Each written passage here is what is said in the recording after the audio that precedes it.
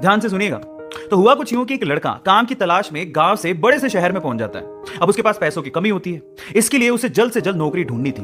अब वो आसपास पता करता है तो उसे मालूम पड़ता है कि एक बड़ी सी कंपनी है, वहां पे ऑफिस बॉय की जरूरत है।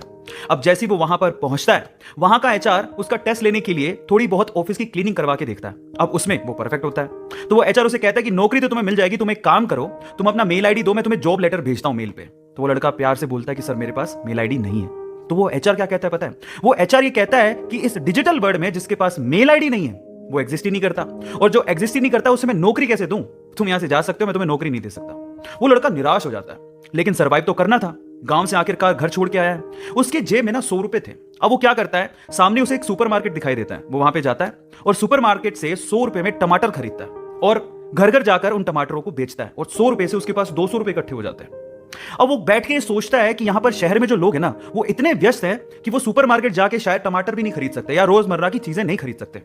अब उसने ये सोच लिया और ये समझ लिया कि यहां पर पैसा कमाना आसान है, तो वो डेली ये काम करता, जाता सुपरमार्केट, सामान खरीदता, घर घर जाके बेचता। धीरे धीरे करके उसने 1-2 लड़के भी रख लिए। ऐसे करके बिजनेस बढ़ते चले गया और फिर उसने अपना एक ट्रक भी खरीद लिया। फिर वो आसपास के गांव से सब्जियां लेके आता और वहां पर बेचता।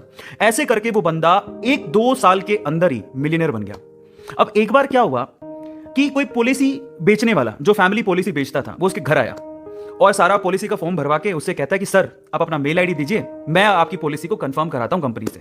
तो वो बंदा फिर से कहता है कि मेरे पास मेल आईडी तो नहीं है। तो वो पॉलिसी वाला जो पॉलिसी बेचने आया था, वो इस बंदे को कहता है कि सर इस डिजिटल वर्ल्ड में अगर आपके पास मेल आईडी होता तो आप कहां के कहां होते, आपका बिजनेस कहां का कहां पहुंच जाएगा, सर मेल आईडी तो रखिए।